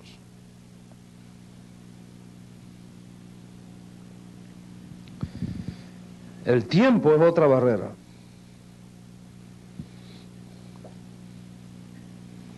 El tiempo es muy importante. ¿Quién de nosotros no ha sido confrontado por los jóvenes diciendo, papá, las cosas no son así ahora? Y uno dice, bueno, en mi tiempo no era así, ¿verdad? En mi tiempo. ¿Sabe cuáles son uno de los grupos musicales más famosos de ahora? Los Fórmulas Quinta. ¿Y quiénes van a los conciertos de los Fórmulas Quinta? Todos los que ahora tienen 50 y 60 años. Son los que van. ¿Por qué? Porque esa era la música que se tocaba en los años 65, 70, cuando los que ahora tenemos 50 o más años éramos jovencitos. Pero a los muchachos de ahora eso no les gusta. Si no, váyase a un high school y mire lo que sale por ahí. Y usted dice, en mi tiempo no era así. La barrera del tiempo. Y eso usted está hablando de 40, 50 años. Imagínate, 2000 años atrás. Ignorar esa realidad es un grave daño a la hermenéutica bíblica. Y la suma de todo eso, que es la barrera de la cultura. La barrera de la cultura.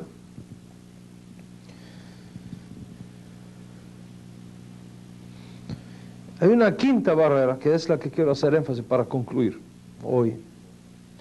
Es la barrera de... No sé cómo llamar a esto. Tengo varias palabras anotadas por aquí. Creo que la más apropiada sería la contextualización teológica. Contextualización teológica. La contextualización teológica implica casi siempre torcimiento de las Escrituras por desconocer las barreras anteriores, las realidades anteriores. Lo que en algunos círculos se conoce como descripturación de la Biblia. El abuso del texto de la Biblia, por ignorar todos esos elementos. Y ese abuso del texto viene por adición, viene por sustracción, viene por sustitución y viene por contextualización.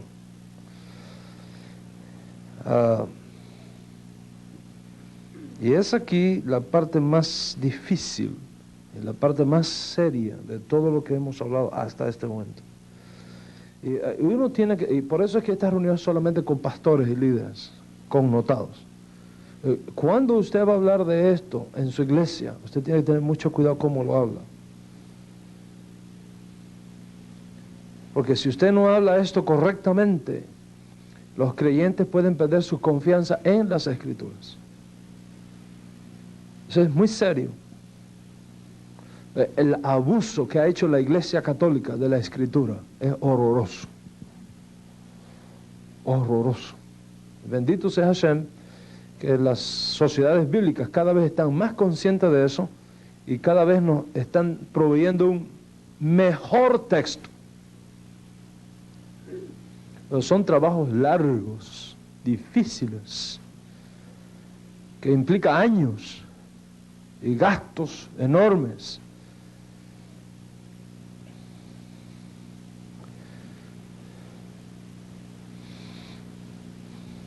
Todavía siguen produciéndose Biblias que dicen San Mateo y San Juan. Todavía hay Biblias que en los mapitas aparece Palestina del Antiguo Testamento, Palestina del Nuevo Testamento. Palestina. No es Palestina, es Israel. Los llamados palestinos, con el perdón si hay algún hermano aquí de origen árabe, esos son mis primos. Si usted llama Palestina, ¿sabe cuál es el nombre verdadero? No es Palestina. Palestina se lo dio Adriano a Israel cuando terminó la Segunda Guerra, en el año 135, para borrar el nombre de Israel de la faz de la tierra. Y aún así todavía hay creyentes que cantan tierra bendita y divina es la de Palestina donde Jesús vivió, que tiene dos graves errores, uno histórico y otro teológico. En primer lugar, teológico, porque la tierra no es divina, solo Hashem es divino. Y segundo, porque no es Palestina, es Israel. Y aún así, siguen poniendo ahí tierra de la Palestina, en los mapas bíblicos.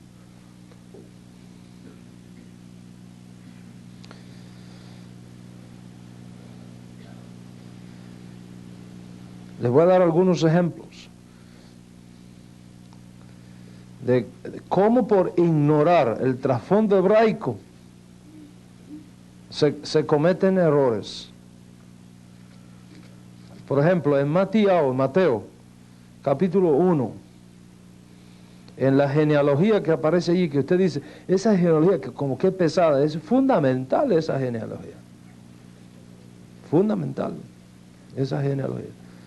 Y como está puesta aquí, como está traducida aquí en sus Biblias, es una de las razones por las cuales los judíos dicen que Jesús no puede ser el Mesías. ¿Qué le parece?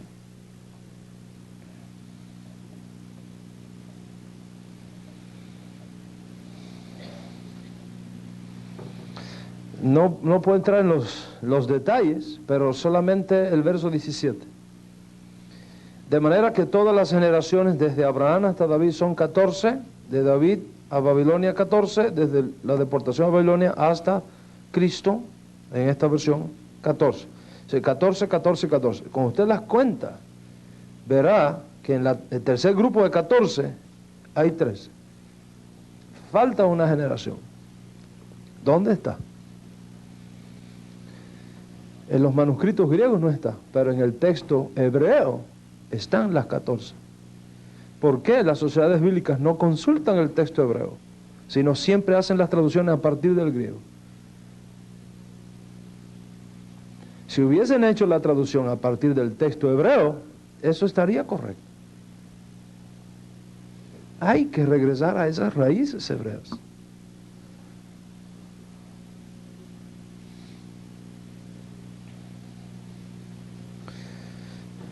Primera de Juan 5:7.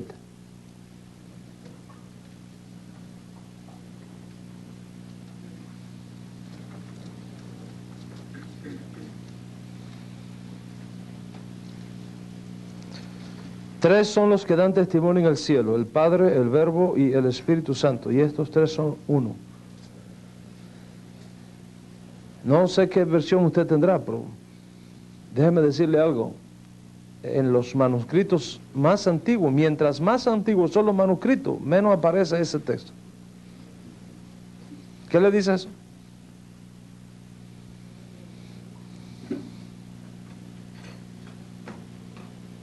¿Qué le dice eso a usted? Si usted tiene una carta del año 1950 y en la carta dice te amo mucho, pero después se encuentra una copia de esa carta del año 1900, dice te amo, ya usted sabe que ese mucho fue añadido, porque en el anterior, el que es más antiguo, no aparece. No hay que ser un doctor en teología para darse cuenta de eso. ¿Quién añadió eso allí? ¿Y con qué propósito? Judas 25.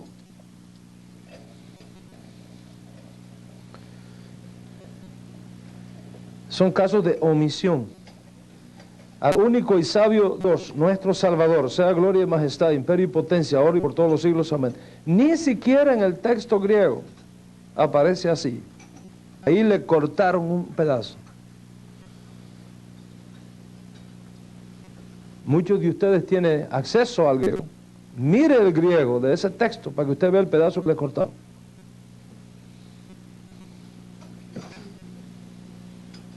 ¿Por qué?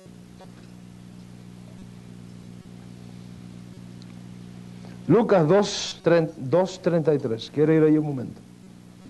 Lucas 2, el verso 33. En esta versión que tengo aquí, no sé en la versión suya, pero en esta versión que traje, porque es la más popular en el pueblo evangélico, Lucas 2:33 dice: y José y su madre estaban maravillados de todo lo que se decía de él. José y su madre.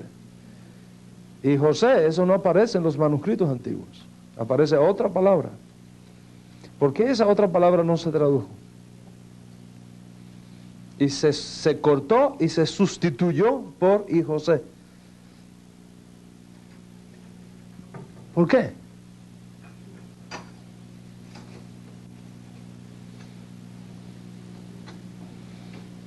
Apocalipsis 1:10 que mencioné, que ahora la traducen día dominical.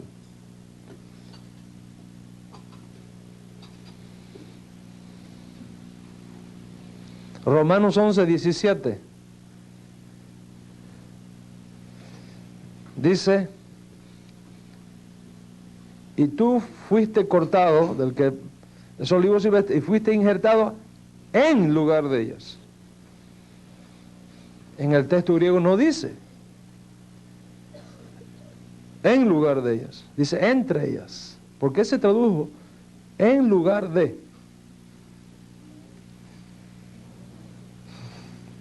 ¿Por qué se tradujo en lugar de y no entre las?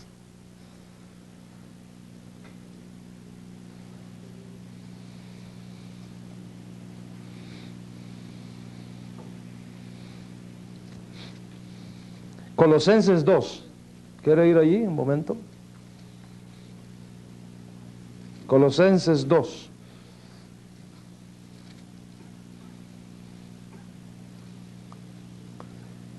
El verso 2. Para que sean consolados sus corazones unidos en amor hasta alcanzar todas las riquezas de pleno entendimiento, a fin de conocer el misterio de Dios el Padre y de Cristo, y sigue, en quien están escondidos todos los tesoros de la sabiduría y del conocimiento. Eso no está así en el manuscrito. Se fue arreglado y traducido de esa manera. En los manuscritos más antiguos no aparece de esa manera.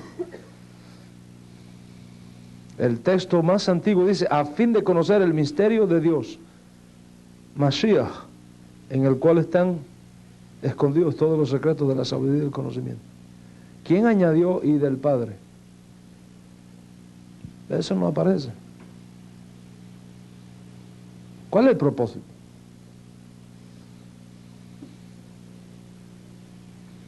Primera de Timoteo 3:16.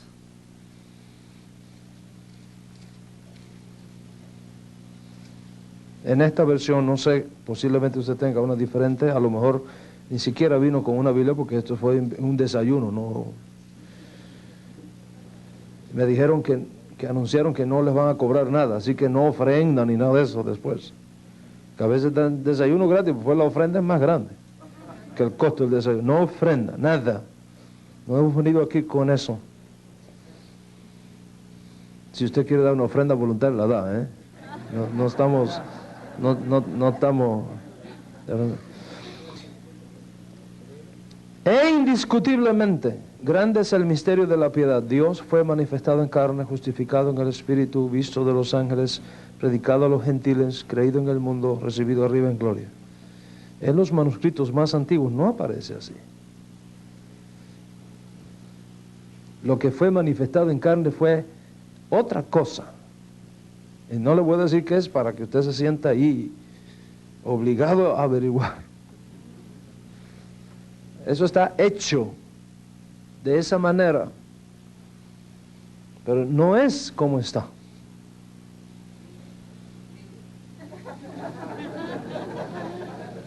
¿Entiende? Entonces, el abuso que ha hecho la Iglesia Católica, ¿verdad?, ha creado sobre la base de estos escritos la teología cristiana. Por eso dije que cuando hablamos de teología cristiana es una cosa y teología bíblica es otra cosa. La mayoría de los creyentes conoce teología cristiana, pero no teología bíblica.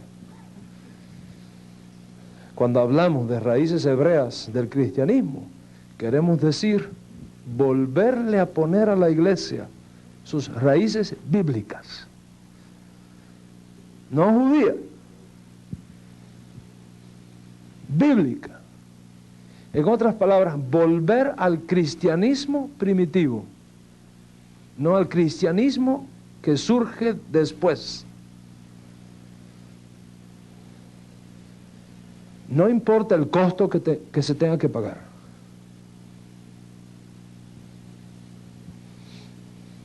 Usted no ha sido puesto por Dios donde usted está para defender ninguna secta, para defender ninguna denominación, para defender la verdad de Dios, por encima de nuestros compromisos, por encima de nuestros compromisos humanos, la verdad de Dios.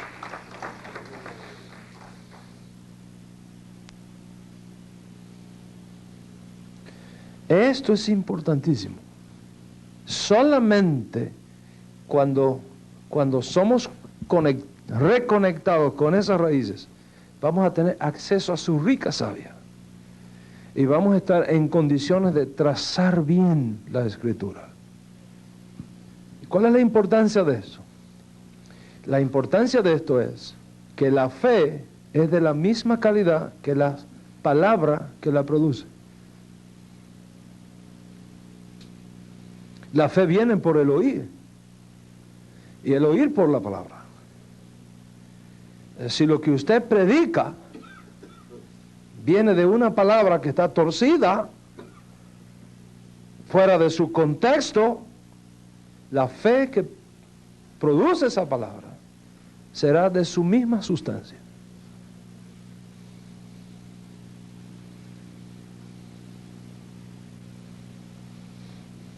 ¿Cómo puede el Señor darnos avivamiento con todo esto metido dentro de los santos? Cuando se va a construir una autopista en un lugar, muchas cosas hay que derrumbar. Hay que ponerle dinamita a muchos edificios y hacerlos desaparecer del camino y lanzar la autopista por ahí. La pregunta es, ¿estamos dispuestos a que se destruyan muchas cosas con tal de que la verdad de Hashem sea puesta donde tiene que estar?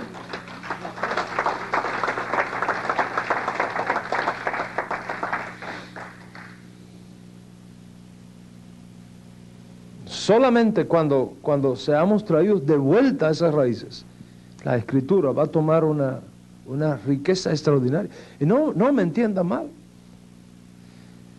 No me entienda mal. No llegue a conclusiones equivocadas.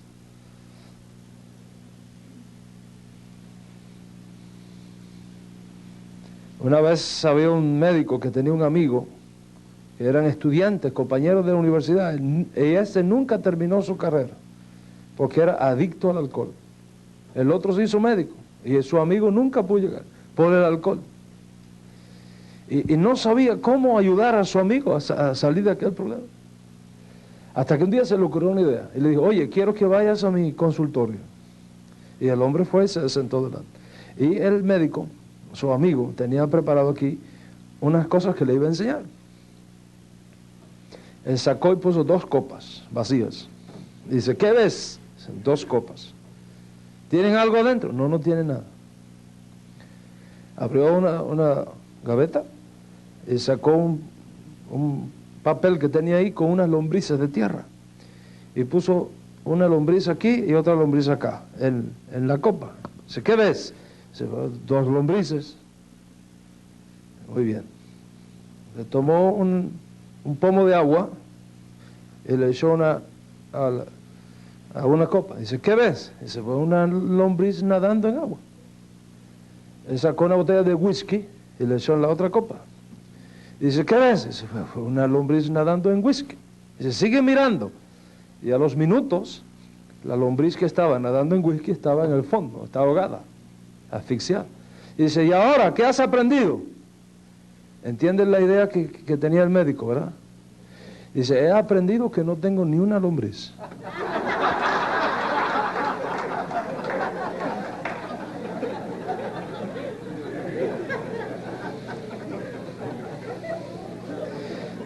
Hizo una conclusión equivocada.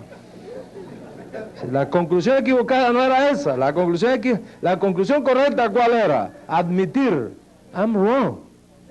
I'm wrong. Pero cuando uno no quiere confrontar la verdad, porque uno quiere seguir en la mentira, entonces llegamos a conclusiones equivocadas. Yo no estoy diciendo que la Biblia está equivocada. Yo no estoy diciendo que las cosas maravillosas que Hashem ha hecho con su pueblo hasta aquí está equivocado.